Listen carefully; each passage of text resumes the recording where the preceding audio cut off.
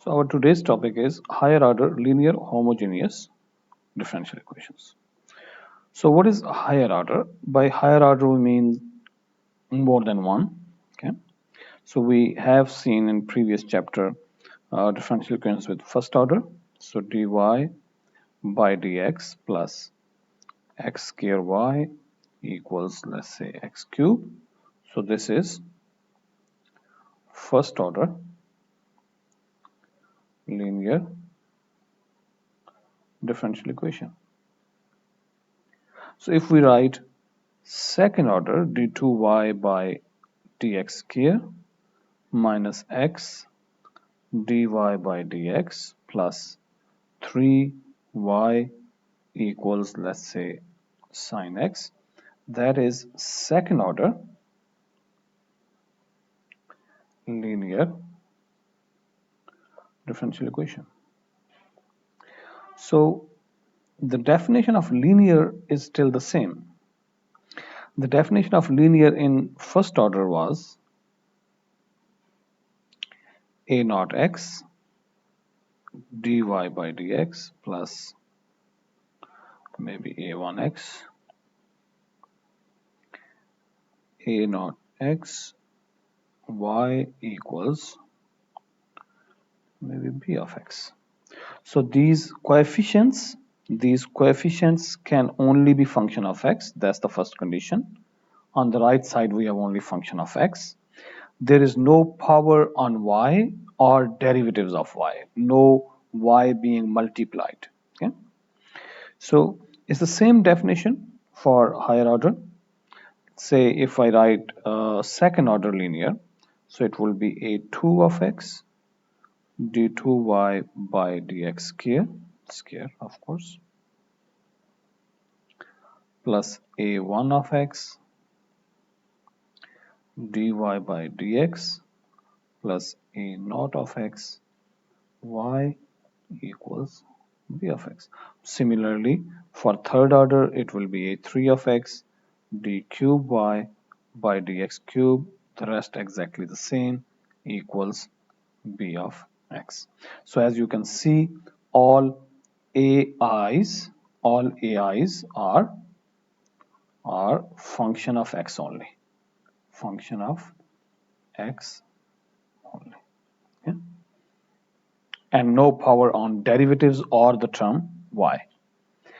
So that is linear. Now the second term so that is higher order linear. So this one is second order linear differential equation. This one is third order linear differential equation. So let me write here for the record. So this one is third order linear differential equation. Now what is homogeneous? This term here, what is homogeneous? This one. Homogeneous is about this right hand side, right over here, x cube or sine x or b of x. Homogeneous we call a differential equation. Our differential equation is called homogeneous, or a differential equation of the form mentioned above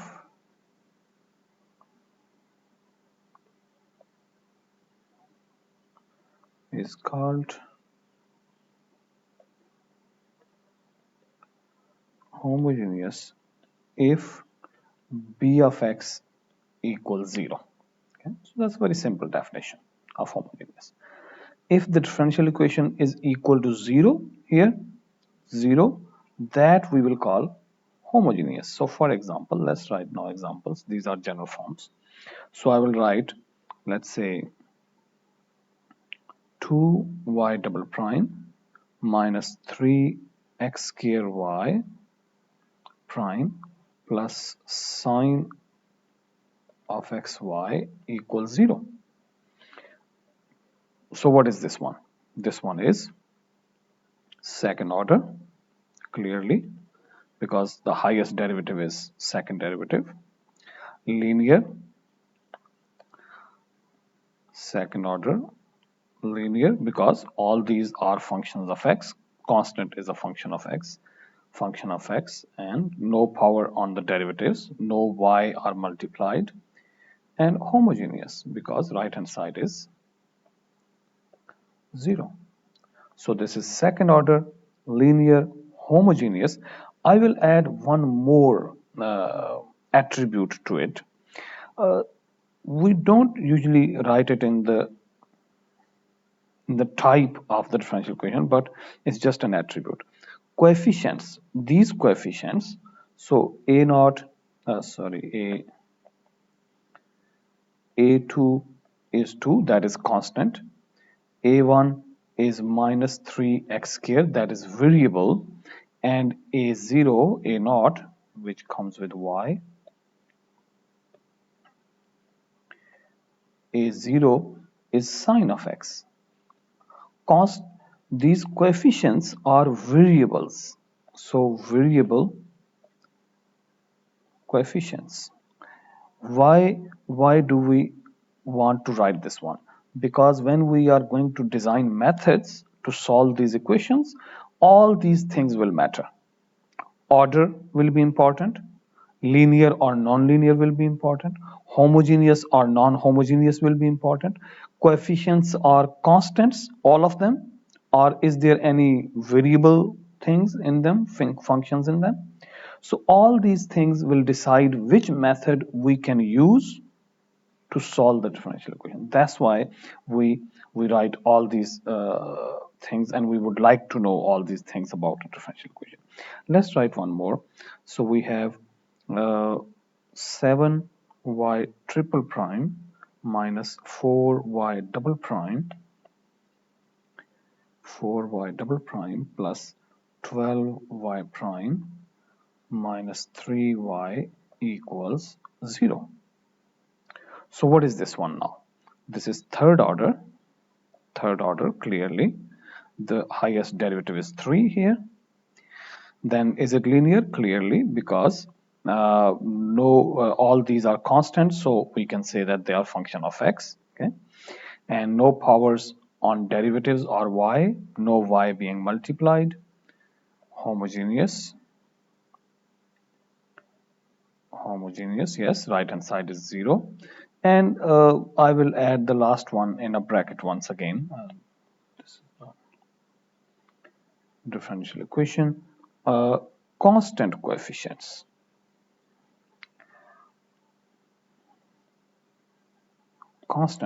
As you can see that 7 minus 4, 12 minus 3, all these are constants, no functions in them. So one more thing we can guess, although we don't know yet how to solve these equations, but we can easily guess that this one would be much easier to solve as compared to this one in general. Of course, some methods are almost the same, but in general, constant coefficients are easier to solve as compared to variable coefficients. Right, let's take one more example just to make sure that we understand this. Let's say we have 3 into 1 minus y into y double prime minus 4 y prime plus 6y equals x square. Second order. Okay, one thing we can see, highest derivative is second order. Is it linear or not? We can see that this is 1 minus y here multiplied with the derivative. Okay, that is what is not allowed in a linear equation. If we look at the standard form of second order linear, no y can be multiplied with derivative or y. So this one is non-linear. Is it homogeneous? No, it is not homogeneous. On the right hand side we do not have 0, so it's also non-homogeneous differential equation. So that's how we categorize higher order differential equations. Right now, we are going to solve this category. Okay, linear. We are going to solve linear homogeneous differential equations with constant coefficients. Okay, that's the one we are going to solve right now. Right. Next is how do we solve an equation of this kind? Let's take an example. Y double prime minus 7y prime plus 12 equals 0. So we can see that it is second order linear homogeneous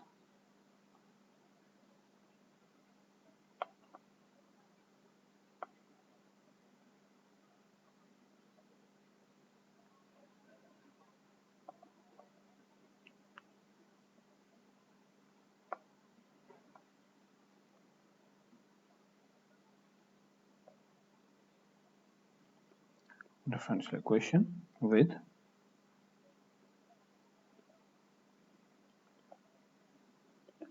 constant coefficients. All right. Generally, the word factorize, when we use the word factorize in algebra, we deal with standard equations, not differential equations. For example, if somebody asks me to factorize, let's say, m square minus 7m plus 12 equals 0, that would be very easy for us to factorize. We can say that m minus 3 and m minus 4 is the are the two factors of the equation, and then of course the solution is a very simple conclusion. But we have never tried factorizing differential equations. So what we will do is we will use differential operator. So let's write it in more standard form or a different form. d2y by dx square minus 7 dy by dx plus, there should be a y, I always forget this y, plus 12y equals 0. I am sure that there is no harm in writing d by dx square minus 7 d by dx plus 12, and if I write y over here and I equal to 0.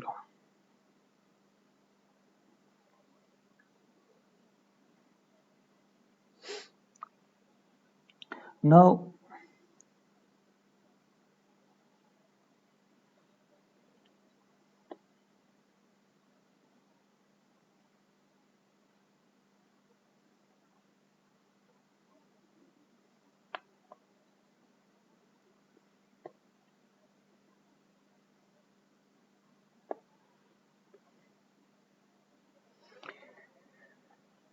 we know that we can write dy by dx or d2y by dx equals d by dx of y. Okay, so that's what we did in this step. Okay. Now what if I use a different notation? For example, if I represent d by dx with a capital D and a d2 by dx square with a capital D square. Okay, so this becomes d square minus 7d plus 12 of y equals 0. It's the exact same equation still. From here, just to make it look more familiar with our algebra thing, but before, yeah, let me write one more step. So here we can clearly see that d square minus 7d plus 12 equals 0, because y equals 0 will give a trivial solution. So we are not looking for a trivial solution. I hope you remember the word trivial solution from linear algebra. So d2y by d square minus 7d plus 12 equals 0 hopefully will give us non-trivial solution. To make it look more familiar, I am going to write 7 square m square minus 7m plus 12 equals 0. We call this equation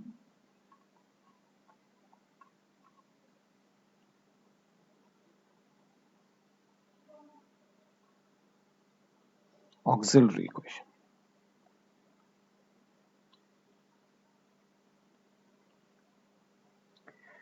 Now, this one is just like our equation in algebra. We can say that m minus 3 into m minus 4 equals 0. We can do this step right here as well, but as a tradition, I've written the form of m, where m is a real number. Okay, m is a real number. Okay, d is a differential operator, but m is a real number.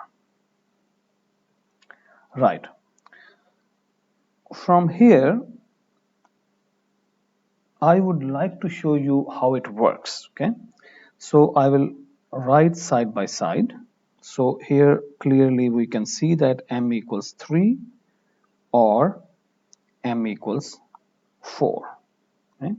And then with the help of a theorem, we say that y equals e power 3x is a solution, and let me call it y1, and y2 equals e power 4x is a solution. How do I know that e power 3x and e power 4x are solutions of this differential equation? Let me explain that part a little bit more on the side. Right. And then we will write one last step, that y equals constant times the first solution plus constant times the second solution is also a solution of the given differential equation. So let's see the details now. From here to here, you can think of it like a formula. So 3 we put here in the power of e, and attach the independent variable x, and then same for here, and then we make a linear combination of the solutions. But let's see what has happened in the behind the scenes. So m minus 3 equals 0. m minus 3 equals 0. What is m? Where did this m come from? We replaced d with m at this step. Okay. So what if I go back to d?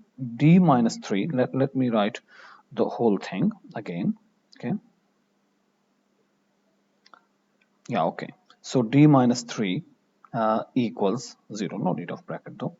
But for the next step, I will need the bracket. D minus 3 of y equals 0. Well, of course, if d minus 3 is 0, then d minus 3 of y is also 0. What does that mean? D minus 3 of y equals 0. That means d by dx minus 3 d by dx minus 3 of y equals 0. Or in other words, my screen is a little bit, dy by dx minus 3y equals 0. Or you can write dy by dx equals 3y. Okay? And you can write dy over y equals 3 dx log of y equals 3x. I am going to ignore the constant, or you can write the constant if you would like, and y equals e power 3x. Okay, so that is how we get from m minus 3 equals 0 to y equals e power 3x. Actually, we solve these two linear equations separately and we reach at a solution. But we are not going to show all these details in every single of our questions. We're going to consider this as a formula, and that gives us the solution. Let's look at this again. We have a second order equation. we write in the form of operators. Okay, capital D equals d by dx. Okay, capital D equals d by dx, and d square equals d2 by dx square. Then we write our auxiliary equation, and from auxiliary equation we factorize it into linear equations, or at the most quadratic, when we have higher orders. Objective is to find roots of the auxiliary equation. Okay, roots. We want the solution of the auxiliary equation, just like algebra. And from those roots, we can write the answer directly for each root. Okay, for each root or combination of roots, we can write answer directly. And then this last one, this is called superposition principle. Superposition principle says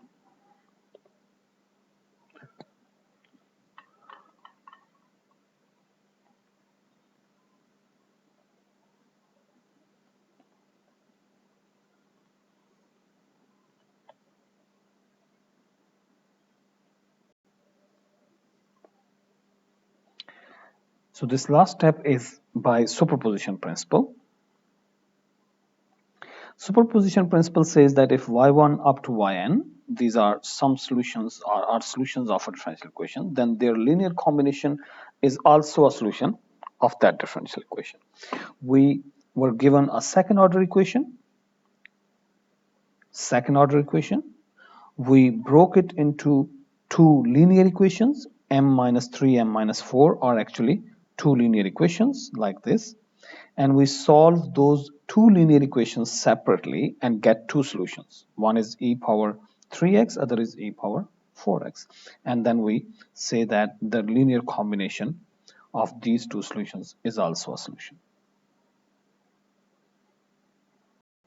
Right, as I mentioned that we are not going to give all these details when we are going to solve these questions in exam or for practice. Let's say exercise 3.3, question number 3.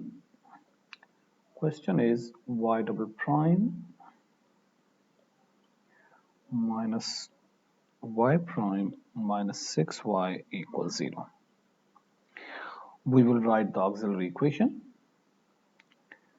m square minus m minus 6 equals 0. That is a very important point here to note, that the powers of m are according to the derivatives on y.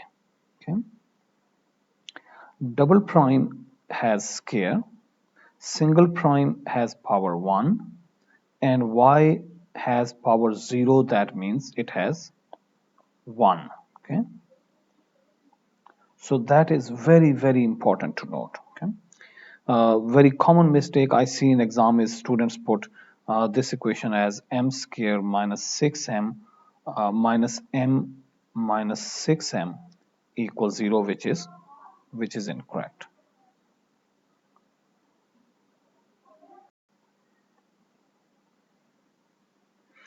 Now the roots of the equation, m equals,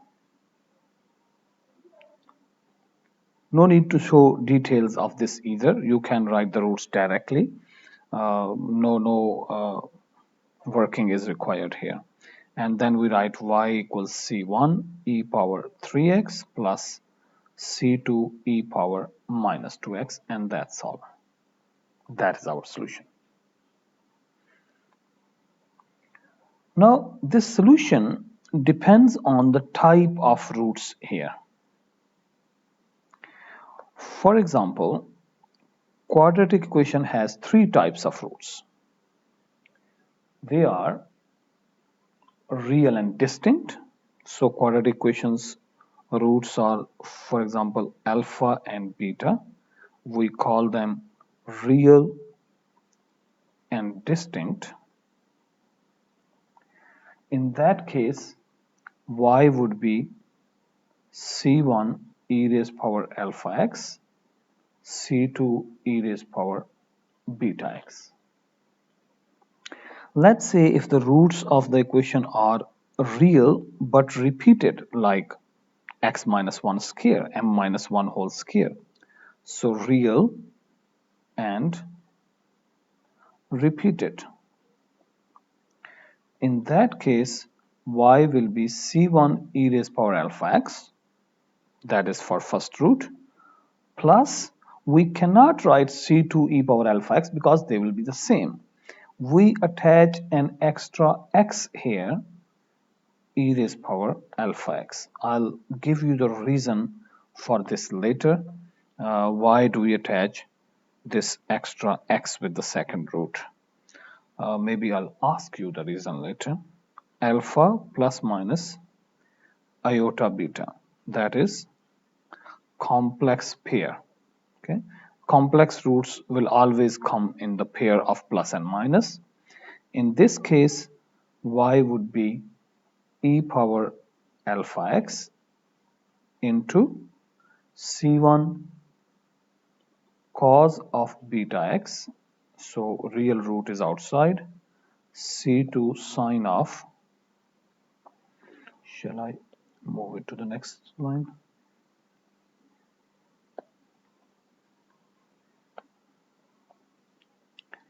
C2 sine of beta x. Okay.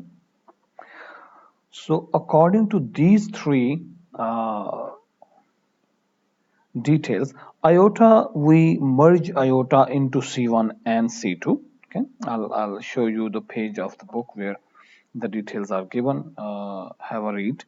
If you do not understand something, please come back to me or put it in the forums. I'll explain there. Right, let's see some questions which. Question number 5, y double prime minus, plus actually, 8y prime plus 16y equals 0. Auxiliary would be m square plus 8m plus 16 equals 0, which implies m equals minus 4 and minus 4. That falls in the category of real and repeated. Okay, minus 4 and minus 4. So our answer is C1 e raised power minus 4x, C2 x e raised power minus 4x. Question here is, why do we attach x with the second root? What is the reason behind? I think you have studied the reason behind. Well, okay, hint is in the last lecture actually.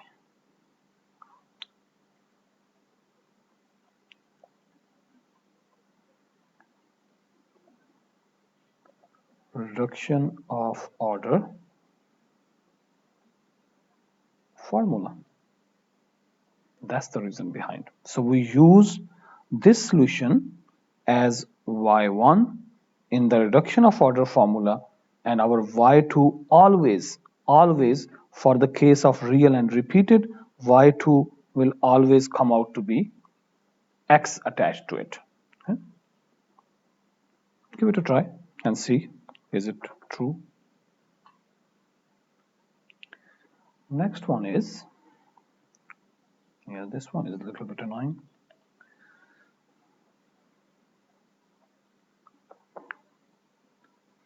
Question number 9, which is y double prime plus 9y equals 0. This means auxiliary is m square plus 9 equals 0. And this means m equals plus minus 3 iota.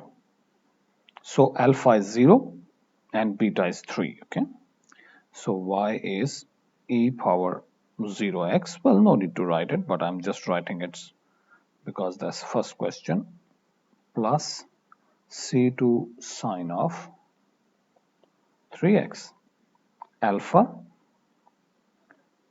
0, beta is 3.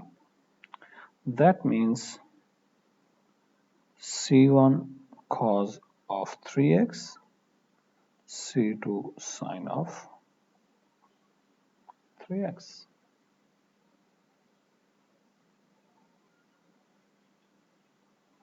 Let's do some cubic equations, third order. Y triple prime, 4y double prime, 5y prime equals 0. So our auxiliary equation is m cube 4m square 5m equals 0. Well, for this one you can factorize because m could be taken as common because there is no constant term. But you can use your calculator. Almost all calculators, they have a solution of cubic equations in them. Okay, and our answer is 0 plus minus 2 iota. If you have any confusion about solving cubic equations, please let me know. I'll explain in the live class, or you can put them in the forum as well. Right, so one of the roots is real. Okay, so for that real root, we can write c1 e raised power 0x, which will become c1, of course. And for the second part, two roots are imaginary, complex. So c2 cos of x plus c3 sine of x, which we can rewrite as c1 e raised power 2x, c1 cos of x, c2 sine of x.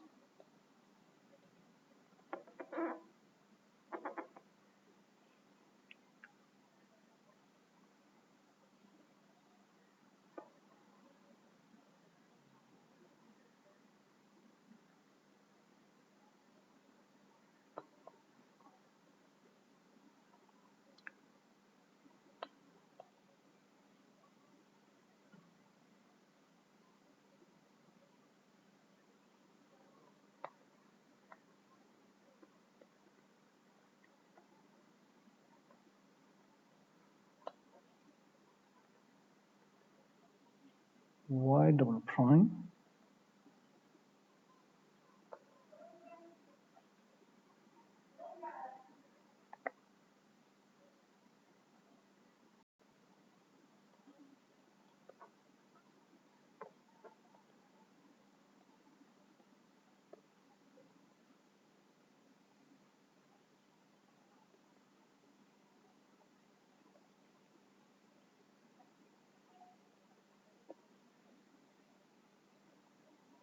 right.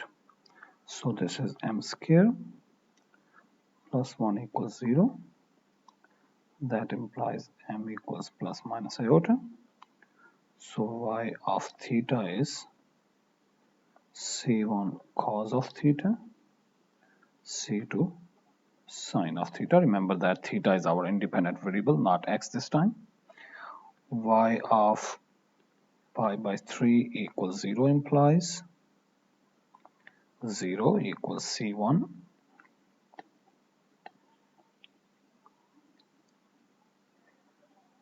cos pi by 3, c2 sine pi by 3, which would mean 1 by 2 c1 plus square root 3 by 2 c2 equals 0, or in other words c1 plus equals 0. So y prime, we need y prime. First we differentiate our solution, and then we will put the condition.